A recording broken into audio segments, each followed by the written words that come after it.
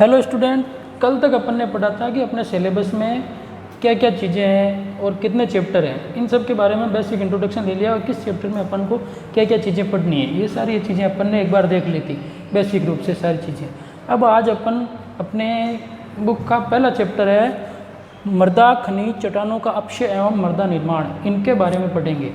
ठीक है ना। आज से अपन कल मैंने बता भी दिया था आपको कि मृदा शब्द कहाँ से लिया गया है और उसका अर्थ क्या है, पता है ना सभी को। मृदा शब्द क्या है? लैटिन भाषा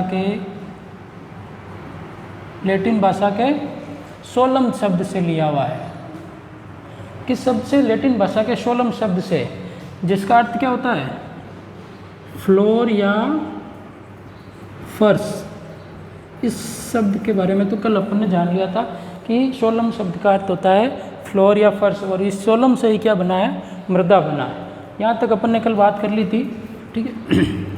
अब अपन को ये पढ़ना है कि सबसे पहले तो अपन को ये पता होना चाहिए कि मृदा का निर्माण कहाँ से हुआ है। इस चैप्टर में यही है बेसिक, मृदा खनिज क्या होते हैं, मिनरल्स, चट्टाने, रॉक्स का अपक्षय मतलब वेदरिंग, चट्टानों का अपक्षय कैसे होता है, टूटती कैसे है, उनका डिवीज़न कैसे होता है, या फिर मृदा का निर्माण, ये सारी चीज़ें पढ़नी। तो सबसे पहले अपन शुरू, चैप्टर का नाम यही है मृदा। तो मृदा क्या होती है, इसका निर्माण कैसे होता है, ये इसका क्या प्रोसेस है, इसका अपन बेसिक इंट्रोडक्शन आपने 9th 10th में पढ़ा है मृदा।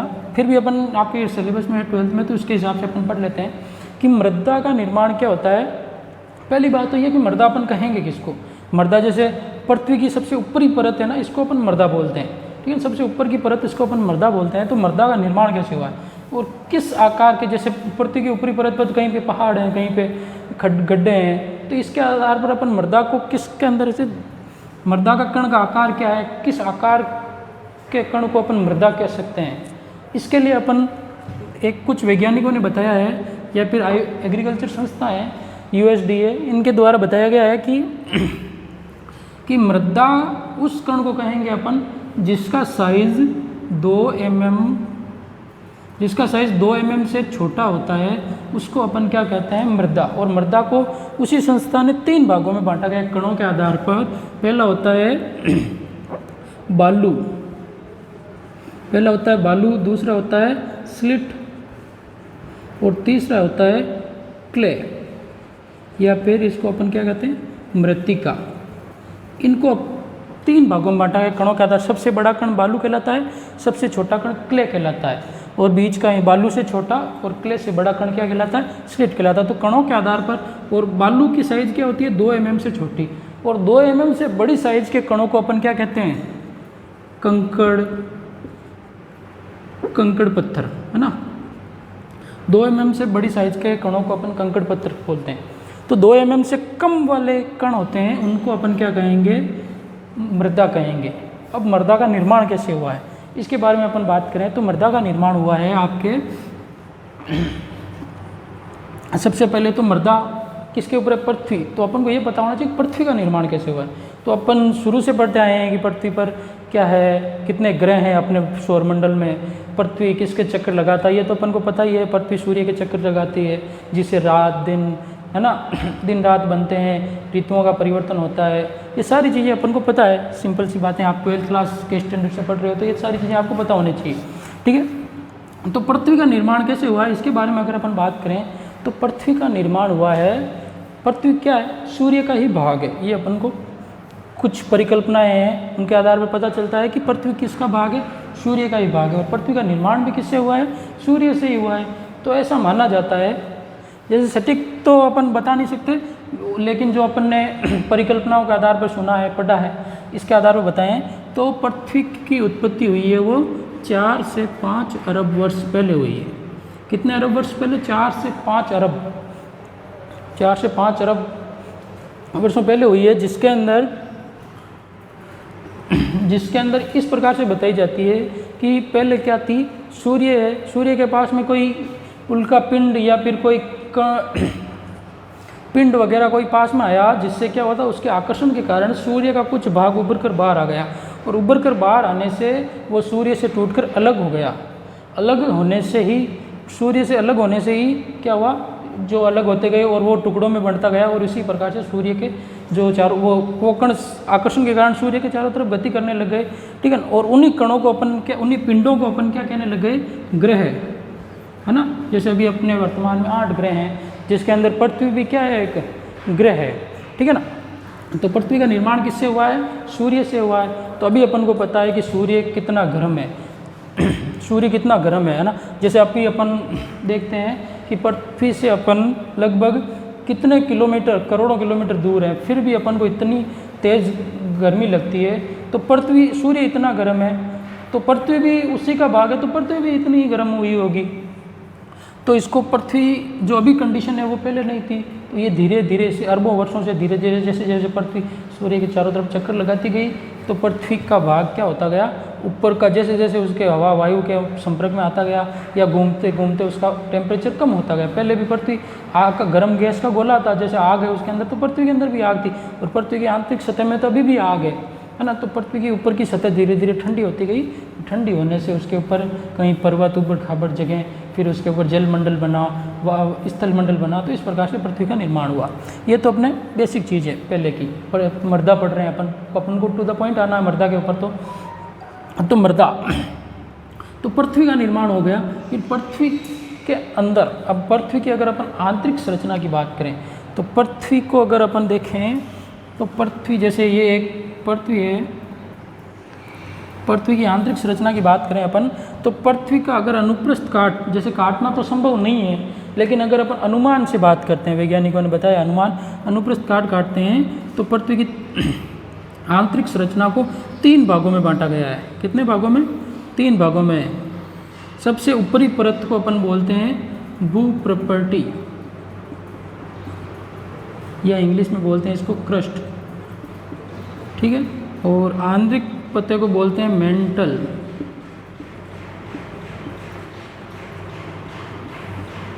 और सबसे अंदरूनी सतह को बोलते हैं क्रोड,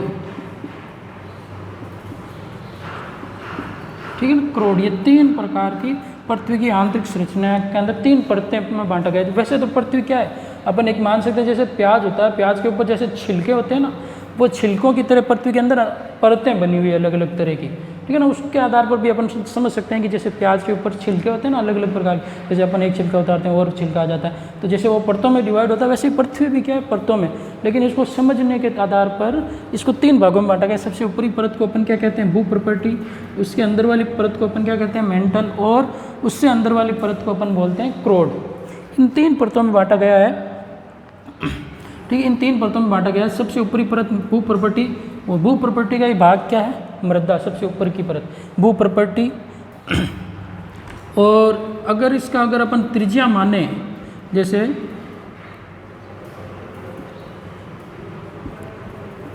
त्रिज्या का मतलब क्या है, पृथ्वी की जो मेन जो केंद्र बिंदु है वहाँ से लेकर पृथ्वी की परिधि तक की त्रिज्या, इसका फिक्स अनुमान तो नहीं है, लेकिन कुछ किताबों में इसके बारे में आता है कि ये 3900 किलोमीटर है, कुछ कहते हैं 6300 लगभग किलोमीटर है ना। तो इसके बारे में अभी तक कोई फिक्स अनुमान नहीं है, लेकिन अपन ये मानते हैं कि लगभग 6300 किलोमीटर तक है इसकी त्रिज्या। तो इसको 3 भागों में बांटा गया। सबसे कम भाग होता है वो भूप्रपर्टी का होता है, मेंटल, फिर क्रोड। तो भूप्रपर्टी की प्रॉपर्टी के बारे में जाने अपन, तो भूप्रपर्टी की ऊपरी परत जैसे मृदा, इसके ऊपर ऊबड़ खाबड़ ज़मीन है, जैसे यहाँ पर कहीं पे पर्वत हैं, कहीं पे पहाड़ हैं, कहीं पे गड्ढे हैं, समुंदर है ना। इसके 70 भाग पर जल है और 30% भाग पर क्या है, भूमि है, मृदा है ना, पहाड़ पर्वत, ये सारी चीज़ें हैं। तो भूप्रपर्टी के अंदर अपन माने मृदा किसका भाग है, भूप्रपर्टी का भाग है, ठीक है। और मेंटल, भूप्रपर्टी क्या है, ठोस अवस्था में पाई जाती है लगभग, ठीक है ना। भूप्रपर्टी ठोस अवस्था में होती है, और मेंटल है जो क्या है, द्रव अवस्था में होती है। मतलब कि जो पृथ्वी के अंदर अभी भी इसका अगर अपन भूप्रपर्टी का टेम्परेचर, तो जैसे जैसे अपन सतह से अंदर जाते हैं तो टेम्परेचर क्या होता है, बढ़ता जाता है। अभी भी पृथ्वी की आंतरिक सतह, इस क्रोड का टेम्परेचर लगभग माना जाता है 5000 से 7000 सेंटीग्रेड है टेम्परेचर अभी भी। कितना है, 5000 से 7000 डिग्री ग्रेड। जैसे अभी गर्मी के अंदर अगर अपने यहाँ पर 45 डिग्री टेम्परेचर हो जाता है तो अपन बोलते हैं बहुत ज़्यादा गर्मी है। तो 5000 से 7000 डिग्री सेल्सियस तो बहुत ज़्यादा होता है। तो पृथ्वी के अंदर अभी भी क्या है, टेम्परेचर 5000 से 7000 डिग्री सेल्सियस माना जा रहा है। और मेंटल क्या है, द्रव अवस्था में, और क्रोड वाला भाग वापस क्या है, ठोस अवस्था में है। ठीक है ना। तो मेंटल के अंदर क्या है, वो ऊपर नीचे पृथ्वी के अंदर क्या पाई जाती है, 10th क्लास में पढ़ा अपने, विवर्तनिक प्लेटें पाई जाती है, जो क्या करती है, अपने नाखून बढ़ते हैं उसी हिसाब से धीरे धीरे खिसकती है अपनी जगह से, जिससे उसके अंदर खिसकने से मेंटल वाले भाग के अंदर क्या होता है, वो उबलता है पदार्थ। जैसे टेम्परेचर बहुत ज़्यादा है, इसका लगभग 3300 डिग्री सेल्सियस माना जा रहा है मेंटल का टेम्परेचर। तो इस टेम्परेचर के ऊपर क्या है, अंदर जो उबाल मार रहा है पदार्थ, जो द्रव पदार्थ है वो उबालता है। जैसे अपन दूध को गर्म करते हैं या पानी को गर्म करते हैं तो वो उबल कर बाहर आता है ना, तो उसी प्रकार मेंटल के अंदर द्रव अवस्था में हलचल होती रहती है। और इसके अंदर क्या होते हैं, क्रोड वाले भाग के अंदर ठोस अवस्था में इसलिए हुए क्योंकि क्रोड के अंदर सबसे ज़्यादा अवस्था में धातुएं निकल और फेरम, आयरन मतलब लोहा, इसके अंदर 38% भाग के अंदर लोहा माना जाता है, मतलब लोहा मतलब आयरन वाला पदार्थ माना जाता है। और कुछ वैज्ञानिकों का मानना तो यही है कि इसके अंदर सोना और प्लेटिनम जैसी धातुओं का ही बाहुल्य हो सकता है, लेकिन माना जाता है कि इसके अंदर सबसे ज़्यादा मात्रा में क्या है, आयरन है। कुछ वैज्ञानिक मानते हैं कि सोना और प्लेटिनम का बाहुल्य है, लेकिन अभी तक इस पृथ्वी के अंदर छेद करना संभव नहीं हुआ है, यहाँ तक क्रोड तक पहुँचना संभव नहीं है, क्योंकि टेम्परेचर बहुत ज़्यादा। अभी तक वैज्ञानिकों का ऐसा मानना है कि पृथ्वी की आंतरिक सतह के अंदर 15 किलोमीटर तक ही छेद कर पाए हैं। कितने किलोमीटर तक छेद कर पाए हैं वैज्ञानिक? 15 किलोमीटर तक, सिर्फ कितने किलोमीटर? 15 किलोमीटर तक ही वैज्ञानिक छेद कर पाए हैं इसकी आंतरिक सतह के अंदर। इससे गहराई तक अभी तक वैज्ञानिक अनुमान नहीं कर पाए हैं। ठीक है, तो ये तो हो गई अपने पृथ्वी की आंतरिक संरचना। पहले अपन ने ये देखा कि पृथ्वी का निर्माण कैसे होता है। तो पृथ्वी का निर्माण क्या होता है, इसकी आंतरिक संरचना ये ऐसे, अगर अपन इस अनुप्रस्थ काट को ऐसे काट कर ऐसे देखें तो है ना, ये इस प्रकार से दिखाई देता है आंतरिक संरचना। सबसे ऊपरी परत क्या है, क्रस्ट है, उसके आंतरिक परत क्या है, मेंटल है, और उससे अंदर क्रोड है। ठीक है ना, ये पृथ्वी की आंतरिक संरचना। ये तो क्या है, थोड़ा ऊपरा भाग होता है, ऐसे इसके अंदर पाई जाती है। ये द्रव अवस्था में है पूरा पदार्थ, ठीक है, और ये ठोस अवस्था में, इसके अंदर क्या है, निकल और फेरस की बाहुल्यता है। किस तत्वों की? निकल और फेरस तत्वों की बाहुल्यता है। तो इस प्रकार से अपन समझ सकते हैं कि क्रस्ट, मेंटल और क्रोड, ये पृथ्वी की आंतरिक संरचना को अगर अपन काट करके देखते हैं, ठीक है, तो यहाँ का टेम्परेचर बहुत ज़्यादा है। अभी तक आंतरिक संरचना का कितना टेम्परेचर बताया मैंने अभी आपको, 5000 से 7000 डिग्री। ये तो आपके 12th के सिलेबस में, हालांकि इनका ब्रीफ इंट्रोडक्शन है। अगर अपन इतना जान लेते तो आपके लिए बहुत ज़्यादा है, बहुत काफ़ी है ये सिलेबस के अकॉर्डिंग। ठीक है ना, निकल और फेरस इसकी आंतरिक संरचना में पाई जाती है। और जैसे जैसे अपन मृदा के अंदर जाते हैं तो टेम्परेचर बढ़ता जाता है। ठीक है, ये सारी चीज़ें अपन ने पढ़ ली कि पृथ्वी की उत्पत्ति कहाँ से हुई है, पृथ्वी का निर्माण कैसे हुआ है, कितने वर्षों पहले हुआ है, और पृथ्वी की आंतरिक संरचनाएँ कैसी थी। तो पृथ्वी को कितने भागों में बांटा गया? 3 भागों में आंतरिक संरचना के आधार पर, भू प्रॉपर्टी, मेंटल और क्रोड। यहाँ तक आ गया समझ में कि पृथ्वी का निर्माण कैसे हुआ है और पृथ्वी की आंतरिक संरचना क्या है। अब अपन अपने पॉइंट पर आते हैं, मृदा। पता चल गया इसके, अभी तक तो अपन ने ये जाना है कि पृथ्वी की आंतरिक संरचना के अंदर, कि पृथ्वी की आंतरिक संरचना 3 भागों में। अब अपन को जानना है कि मृदा का निर्माण कैसे हो। ये तो अपन ने देख लिया, भू प्रॉपर्टी, मेंटल, क्रोड। ये तो पृथ्वी का निर्माण कैसे होता है या मृदा का निर्माण कैसे होता है, इसके बारे में पढ़ें। तो एक बार देखो, वापस अपन ये डायग्राम वापस बनाता हूँ मैं अच्छे से, फिर अपन मृदा के निर्माण से संबंधित बात करते हैं। ये तो अपने देखा कि पृथ्वी के निर्माण के बारे में।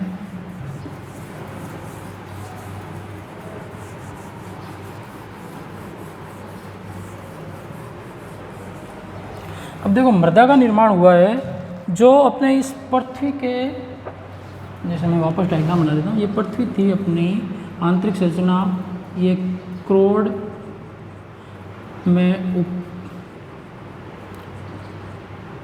क्रोड था, मेंटल और क्रस्ट।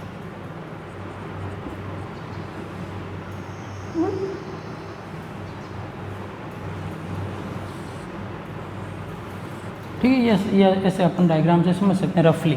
ठीक है, क्रस्ट सब। तो मेंटल वाले अभी अपन ने बात की कि क्रस्ट वाला भाग क्या है, ठोस अवस्था में। क्रोड वाला भाग भी क्या है, ठोस अवस्था में। लेकिन द्रव अवस्था में कौन सा भाग है, मेंटल वाला भाग क्या है, द्रव अवस्था में पाया जाता है। और मैंने ये भी आपको बताया अभी कि मेंटल वाले भाग के अंदर क्या होता है कि हलचल होती रहती है, जिससे ये उबाल मारता रहता है। और उबाल मारने से या फिर पृथ्वी के अंदर ये उबाल, जैसे अपन दूध को गर्म करते हैं, टेम्परेचर बढ़ जाता है, तो वो क्या होता है, जैसे जिस बर्तन के अंदर, जिस पात्र के अंदर होता है, उस पात्र से उफन कर बाहर आ जाता है। उसी प्रकार इसके अंदर भी यही प्रक्रिया होती है। ये द्रव वाला भाग क्या होता है, अंदर पृथ्वी की जो आंतरिक संरचना के अंदर दरारें हैं, उन दरारों से जैसे उबाल मारता है, टेम्परेचर बढ़ता है, हलचल होती है, तो उसके अंदर क्या होता है, वो बाहर आने की कोशिश करता है। तो जब ये ऐसे बाहर आने की कोशिश करता है तो कभी कभी तो क्या होता है, ये क्रस्ट के आंतरिक सतह में आकर रुक जाता है ना, क्रस्ट की आंतरिक सतह में आकर रुक जाता है ना। तो इसके अंदर क्या तरल पदार्थ ही बाहर आएगा। तो जो आंतरिक संरचना में आकर रुक जाता है, तो इस पदार्थ को अपन बोलते हैं मैग्मा। नाम सुना हुआ मैग्मा। इस पदार्थ को अपन बोलते हैं, आंतरिक सतह के अंदर जो जम जाता है उसको तो अपन बोलते हैं मैग्मा, और इसको बोलते हैं अपन आंतरिक चट्टान। ठीक है। और कभी कभी क्या होता है, ये बहुत दरारें लंबी मिल जाती है ना, और उबाल बहुत तेज होता है, तो ये पदार्थ क्या हो जाता है, बाहर निकल जाता है। मतलब इस प्रकार से यहाँ से पृथ्वी की ऊपरी सतह पर आ जाता है। जैसे उबाल मारता है तो पृथ्वी की ऊपरी सतह पर आ जाता है, तो ऊपरी सतह पर आ जाता है तो उसको अपन बोलते हैं लावा। उस पदार्थ को वो बाहर निकलता है उसको बोलते हैं लावा, और ये निकलता है तो अपन इसको बोलते हैं ज्वालामुखी विस्फोट, वोल्केनो। ज्वालामुखी विस्फोट होता है जिसके अंदर से आग बाहर निकलती है पृथ्वी से। देखा होगा आपने, नहीं देखा तो कभी यूट्यूब पे सर्च कर लेना वोल्केनो, तो आपको बहुत अच्छी ऐसे पूरा लावा बाहर निकलता हुआ दिखाई देगा, आप रियलिटी समझ पाओगे। जैसे इसके अंदर से जैसे आग बाहर निकलती है तो ये लावा क्या होता है, बाहर निकलता है, और ये जो बाहर निकलता है तो इसका टेम्परेचर भी बहुत ज़्यादा होता है, आग होती है, ठीक है ना। तो वो टेम्परेचर बहुत ज़्यादा होता है, तो इस टेम्परेचर बहुत ज़्यादा होता है तो ये बाहर आता है, तो एकदम तरल पदार्थ बाहर आता है, तो ये हवा के संपर्क में आने से धीरे धीरे क्या होता है, ठंडा होता है। तो ये लावा जैसे जैसे ठंडा होता है तो अपन इसको बोलते हैं बाह्य चट्टान। इसको अपन बोलते हैं बाह्य चट्टान। ये लावा बाहर आता है तो ठंडा होता है, तो ये क्या होता है, चट्टान का रूप ले लेता है, और कठोर पत्थरों के रूप में अपन देखते हैं। पहाड़ पथरीले होते हैं ना, पहाड़ों के ऊपर गए तो वो बड़े बड़े पत्थर बने हुए, वो लावा से ही निर्माण हुआ होता है, ठीक है ना। तो वो लावा से निर्माण हो जाता है, लावा हवा के संपर्क में आने से कठोर हो जाता है, कठोर होकर वो बड़े बड़े पत्थरों का रूप ले लेता है। ये इसको अपन क्या कहते हैं, बाह्य चट्टान, ठीक है। तो जो दो शब्द आए नए, एक तो मैग्मा और एक लावा।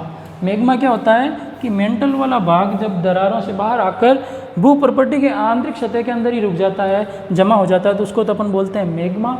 और जो भू प्रॉपर्टी से बाहर आकर जमा हो जाता है उसको अपन क्या बोलते हैं, लावा।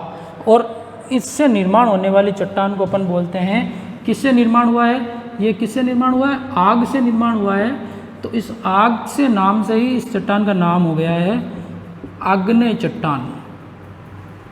आग्नेय चट्टान, इसका निर्माण नाम क्या है, आग्नेय चट्टान या फिर आग्नेयस चट्टान। आग से ही शब्द बना हुआ है आग्नेयस चट्टान। और इस चट्टान को अपन क्या बोलते हैं, प्राथमिक चट्टान भी बोलते हैं, ठीक है, प्राथमिक चट्टान भी बोलते हैं। और प्राथमिक चट्टान से टूटकर, जैसे ये बड़े बड़े पत्थर होते हैं, ये टूटकर जैसे हवा के जल के संपर्क में आने से क्या होते हैं, बड़े बड़े टुकड़ों में बन जाते हैं, ऐसे परतों के रूप में जमा हो जाते हैं दूर जाकर जल के संपर्क में आने से। तो उससे जो नई चट्टान बनती है उसको अपन बोलते हैं अवसादी चट्टान। अवसाद, आग्नेय के अवसाद से, मतलब इसके उत्पाद से बनती है, तो उसको बोलते हैं अपन अवसादी चट्टान, अवसादी चट्टान, ठीक है, अवसादी चट्टान बोलते हैं इसको। या फिर परत के रूप में जमा होती है तो इसको परतदार चट्टान भी बोलते हैं। इन सब के बारे में भी अपन पढ़ेंगे, अभी तो मैं नाम बता रहा हूँ आपको, डिटेल में पढ़ेंगे भी आगे इसी चैप्टर में। पहले अपन मृदा की प्रॉपर्टी पर समझ लेते हैं, फिर उसके बाद में पढ़ेंगे अवसादी। और इन अवसाद से ही आग्नेय और अवसादी दोनों चट्टानों के रूपांतरण से जो नई चट्टान बनती है उसको अपन रूपांतरित चट्टान बोलते हैं। इन सब के बारे में अभी तो मैं नाम बता रहा हूँ आपको, पूरी चीज़ें डिटेल से पढ़ेंगे। रूपांतरित चट्टान, ठीक है। तो ये 3 प्रकार की चट्टानों का निर्माण कैसे हुआ है। अभी तो अपन ने पढ़ा कि जो अंदर मेंटल से जो लावा निकलता है वो वायु के संपर्क में आने से कठोर हो जाता है, कठोर होने के बाद में एक बड़े चट्टान का रूप ले लेता है जिसको अपन क्या कहते हैं, आग्नेय चट्टान। यहाँ तक तो आगे बात समझ में कि आग्नेय चट्टान क्या होती है। अब इसके आगे अपन पढ़ेंगे कि मृदा का निर्माण। अभी तक तो अपन ने पढ़ा कि चट्टान का निर्माण, क्योंकि चट्टान से ही मृदा का निर्माण होता है। मतलब मृदा के प्रेरक पदार्थ कौन है, चट्टानें हैं। मतलब चट्टानों से निर्माण हुआ है मृदा का। तो अपना निर्माण जैसे अपने माता पिता से हो तो अपने प्रेरक कौन हो गए, अपने माता पिता। उसी प्रकार चट्टान का निर्माण, मृदा का निर्माण किससे हुआ, चट्टान से। तो चट्टानों को अपन क्या कहते हैं, मृदा के प्रेरक पदार्थ। आगे बात समझ में यहाँ तक। अब इसके आगे अपन पढ़ते हैं मृदा का फॉर्मेशन। ठीक है। मृदा का निर्माण कैसे हुआ है, फिर ये चट्टानें क्या होगी, दो भागों में मृदा का निर्माण होता है। सबसे पहले तो चट्टान से एक शब्द होता है रिगोलित, चट्टान से रिगोलित बनना और रिगोलित से मृदा का निर्माण होता है। तो दो चरणों में, चट्टानों से रिगोलित, रिगोलित से मृदा, ये पूरा प्रोसेस है कि पहले जैसे चट्टान है, बड़े बड़े कण हैं, ये कण चट्टानों के हवा के या जल के संपर्क में आने से क्या होते हैं, आगे जाकर परतों के रूप में बन जाते हैं और वो परतें टूट टूट के चट्टान छोटे कंकड़ में, फिर उससे छोटे कंकड़ में, फिर उससे छोटे कंकड़ में, और एक अवस्था ऐसी आ जाती है जिसके अंदर कण क्या हो जाते हैं, 2 mm से छोटे हो जाते हैं। तो उस कण को अपन क्या कहते हैं, मृदा कहते हैं। क्या कहते हैं, मृदा। और ये मृदा का निर्माण क्या होता है, बहुत कल भी बात की थी, धीमी प्रक्रिया है और सतत प्रक्रिया है। मृदा के निर्माण होने में कितने समय लगता है, मतलब पृथ्वी की 1 इंच परत बनने में लगभग 800 से 1000 वर्ष का समय लगता है। कितना, 800 से 1000 वर्ष का समय लगता है मृदा के निर्माण में, 800 से 1000 वर्ष का समय लगता है। तो ये बहुत ही धीमी प्रक्रिया है और सतत प्रक्रिया है मृदा के निर्माण की। आगे बात समझिए कि मृदा का निर्माण किससे होता है, चट्टानों से। क्वेश्चन पूछा आता है कि मृदा के प्रत्येक पदार्थ या मृदा का निर्माण किनसे होता है, तो चट्टानों से होता है, ये ध्यान रखें आप। अब आगे अपन चट्टानें कितने प्रकार की होती है, चट्टानों के अंदर कौन कौन से कार्बनिक पदार्थ होते हैं, कितनी सिलिकाएँ होती है, कितनी सिलिकेट होते हैं, इन सब के बारे में अपन अगले वाले टॉपिक में पढ़ेंगे। पहले अपन पढ़ते हैं कि मृदा के अध्ययन क्या कहलाता है, मृदा के कार्य क्या हैं, मृदा का कंपोजिशन क्या है, ये सारी चीज़ें पढ़ते हैं। सबसे पहले मृदा का नाम तो पता चल गया, सोलम, जिसका अर्थ क्या है, फ्लोर या फर्श। अब अपन देखते हैं कि मृदा के अवयव कौन कौन से हैं, या फिर पहले तो अपन देखते हैं कि मृदा की परिभाषा तो कल अपन ने बात कर दी थी कि मृदा एक प्राकृतिक त्रिविमीय पिंड है। प्राकृतिक त्रिविमीय पिंड है, ये तो अपन ने कल बात कर ली थी। मृदा एक प्राकृतिक है क्योंकि ये प्रकृति से प्राप्त होता है। कृत्रिम तो अपन मृदा को बना नहीं सकते, संश्लेषित कर नहीं सकते, है ना। तो ये क्या है, प्रकृति से प्राप्त होती है, तो प्राकृतिक। और त्रिविमीय मतलब तीन विमाएँ होती है, 3 डायमेंशनल होता है ये। त्रिविम का मतलब 3 डायमेंशनल होता है, जिसके अंदर 3D चौड़ाई भी होती है, ऊंचाई भी होती है और लंबाई भी होती है। तो इसके कारण इसको त्रिविमीय पिंड भी कहते हैं। ठीक है, आगे बात समझ में। अब इसके आगे अपन पढ़ते हैं कि मृदा का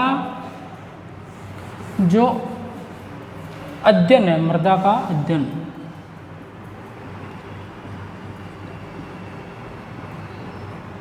मृदा का अध्ययन करने के लिए अपन इसको दो परिभाषाओं के रूप में पढ़ते हैं। एक तो है पेडोलॉजी,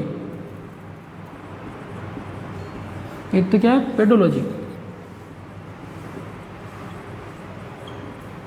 और एक है एडाफोलॉजी। पेडोलॉजी और एक एडाफोलॉजी,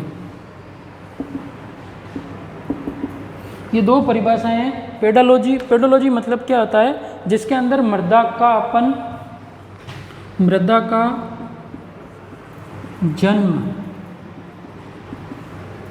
का जन्म, निर्माण एवं वितरण या वर्गीकरण, वितरण तक की बात करो आप, वितरण का अध्ययन करते हैं,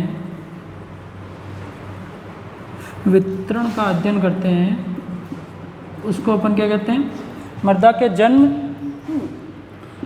जन्म, निर्माण एवं वितरण का अध्ययन करते हैं, उसको अपन क्या कहते हैं, पेडोलॉजी शब्द आता है। तो उसके अंदर आपको 3 शब्द याद रखने हैं, जन्म, निर्माण और वितरण। जिस मृदा विज्ञान की वह शाखा जिसके अंदर अपन मृदा का जन्म, निर्माण है उसके वितरण का अध्ययन करते हैं, उसको अपन क्या कहते हैं, पेडोलॉजी। इसको हिंदी में ये ऐसे ही लिखते हैं अपन, पेडोलॉजी। ठीक है ना। तो पेडोलॉजी जिसके अंदर मृदा के जन्म, निर्माण एवं वितरण का अध्ययन किया जाता है। और मृदा विज्ञान, सोयल साइंस किसे कहेंगे अपन, कल बताया था अपन ने, मैंने बताया भी था, आपको याद है तो नाम रिवाइज करो एक बार। मृदा विज्ञान का जनक बताया था मैंने आपको, फादर ऑफ सोयल साइंस। थोड़ा दिमाग में जोड़ डालो कि क्या बताया था मैंने, मृदा विज्ञान का जनक, फादर ऑफ सोयल साइंस।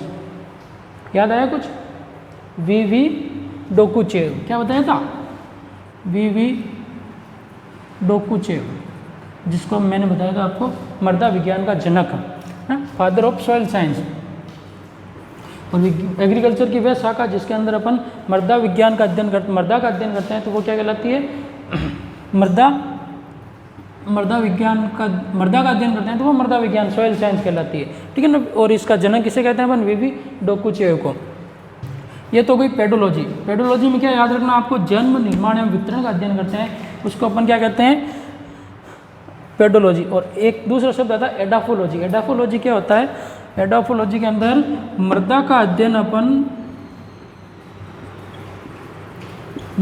अध्ययन पादप समुदाय,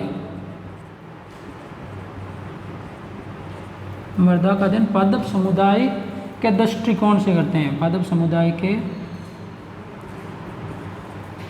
दृष्टिकोण से करते हैं, तो उसको अपन क्या कहते हैं? एडाफोलॉजी। क्या कहते हैं?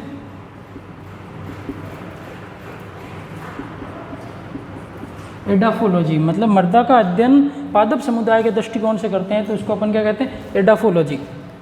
आगे बात समझ में कि दो प्रकार की परिभाषाएं मृदा के अध्ययन से संबंधित हैं। पहली तो है पेडोलॉजी। पेडोलॉजी का मतलब है जिसके अंदर मृदा के जन्म, निर्माण एवं वितरण का अध्ययन करते हैं, उसको अपन कहते हैं पेडोलॉजी। और एडाफोलॉजी मृदा का अध्ययन पादप समुदाय के दृष्टिकोण से करते हैं। पेडोलॉजी मतलब जिसके अंदर मृदा के जन्म, निर्माण एवं वितरण से अध्ययन किया जाता है, और एडाफोलॉजी जिसके अंदर मृदा का अध्ययन पादप समुदाय के दृष्टिकोण से किया जाता है, तो उसको अपन क्या कहते हैं? एडाफोलॉजी। दो प्रकार की परिभाषाएं याद रह जाएगी आपको। इंपॉर्टेंट परिभाषाएं, क्वेश्चन आता है सीधा कि पेडोलॉजी किसे कहते हैं, जिसके अंदर आपको 3 शब्द याद रखें: जन्म, निर्माण, वितरण। एडाफोलॉजी आता है तो पादप समुदाय के, जिसके अंदर अपन पादप को मृदा किस प्रकार से सहायक होती है, पादप के लिए मृदा किस प्रकार से सहायक होती है, तो वो अपन एडाफोलॉजी के अंदर अध्ययन करते हैं। मिटा दूँ ये, याद रखना, स्क्रीनशॉट भी ले सकते हैं आप इसका। पॉज करके स्क्रीनशॉट ले लें आप, है ना, कोई दिक्कत नहीं है, आराम से रिवाइज करके देख लें। नहीं समझ में आ रहा था एक बार वापस स्लो मोशन में करके देख लें, ठीक है। और स्पीड धीरे लग रही है तो आप इसकी क्वालिटी बढ़ाकर भी देख सकते हैं, मतलब इसका स्पीड भी बढ़ा सकते हैं आप, वीडियो की स्पीड बढ़ाकर पढ़ सकते हैं। अब अपन देखते हैं आगे, एडाफोलॉजी हो गए। अब अपन पढ़ते हैं कि मृदा पादप के लिए किस प्रकार से उपयोगी है। मृदा पादप के लिए कैसे उपयोगी है? पादप के लिए उपयोगिता, मृदा की